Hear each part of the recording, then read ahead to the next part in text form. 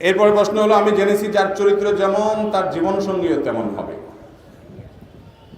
আমি আমার জীবনে জেনায় লিপ্ত হয়েছিলাম, এখন সামনে বিবাহ চিন্তা করতেছি, তওবা ও ক্ষমা প্রার্থনার মাধ্যমে কি মাপ পেতে পারি? আশা করি উত্তর দিবেন। ভাইরা আমার, এই কথা আপনাকে কে বলল যে যার চরিত্র খারাপ তার জন্য কপালে খারাপ বই আসবে, ভালো বই আসবেই না? এটা কে বলছে আপনাকে? আল খাবিসাতু লিল খাবিসিনা ওয়াল খাবিসুনা লিল খাবিসাত, এই আয়াতের তাফসীর খুলে বিস্তারিত পড়ার চেষ্টা করেন। এই আয়াতের মানে শুধুমাত্র চূড়ান্তভাবে এটাই নয় যে খারাপ মানুষরা খারাপই পাবে। প্রথম কথা হলো, বেশিরভাগ ক্ষেত্রেই যে খারাপ সে খারাপের দিকেই যায়, কিন্তু তাই বলে কোনো মানুষ যার চরিত্র খারাপ তিনি জেনা করেছেন এই জন্য তার কপালে জেনাকারী মিলবে এরকম কোনো কথা নাই। এটা এরকম কোনো কথা কোরআন হাদিসে পরিষ্কার করে কথা বলে দেওয়া হয় নাই। আরে ভাই, যে ভালো কথা বলবে তার জন্য ভালো কথা, যে মন্দ কথা বলবে তার জন্য মন্দ কথা।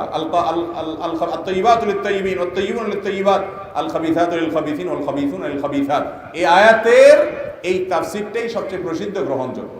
আরো তাফসীর আছে, কিন্তু তাই বলে কোনো আলেম পৃথিবীতে, কোনো ফকিহ আজ পর্যন্ত এটা চূড়ান্ত বলতে পারেন নাই যে কারোর চরিত্র খারাপ হলে তার কপালে খারাপ বই মিলবে।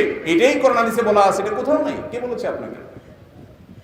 আপনি নিজে আকাম কুকাম করে এখন হয়তো তবা ইস্তেগফার করছেন, আল্লাহ মাফ করুক আপনাকে, তাই বলে এখন ফেরেশতার মতো একটা মেয়ে আপনার জীবনে হয়তো আসলো, আপনি মনে মনে বাসর রাতে ভাবতেছেন, হায় হায় রে, এইটাও মনে হয় এই দলিল।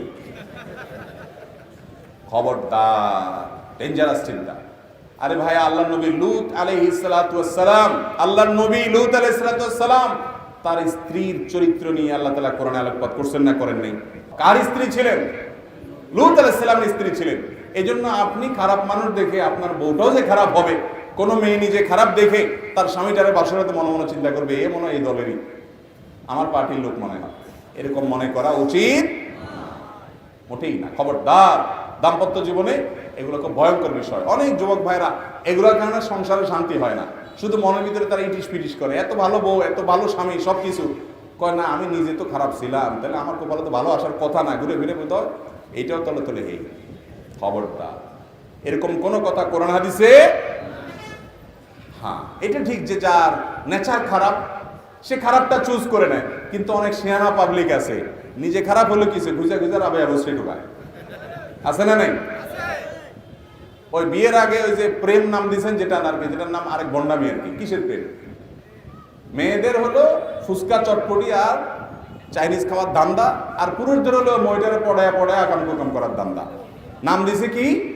প্রেম। কত সুন্দর একটা নাম। আরে ভাই, প্রেম তো হলো বৈধ লিগ্যাল জায়গায় স্বামীর সাথে স্ত্রী, এই অবৈধ জায়গায় কিসের প্রেম? এটা তো 2 নম্বরই নিয়ে, এই 2 নম্বরই কাজ করে অনেকে, এবং সারা জীবন 2 নম্বরটারই করে।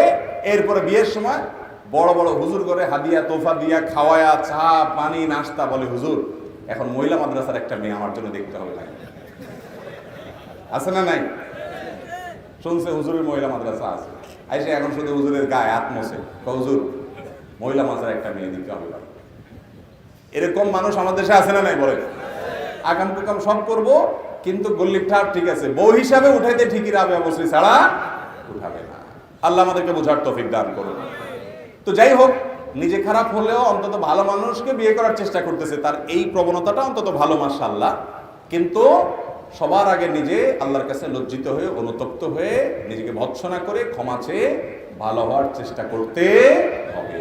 কিন্তু তাই বলে আমি খারাপ ছিলাম, আলহামদুলিল্লাহ এখন ভালো হয়েছি, তাই বলে এখন আমার কপালে আর ভালো কিছু আসবে না যেটা আমি খারাপ ছিলাম, এমন মনে করে আপনি মন খারাপও করবেন না, আর অন্য আরেকজনের প্রতি খারাপ ধারণা করবেন না।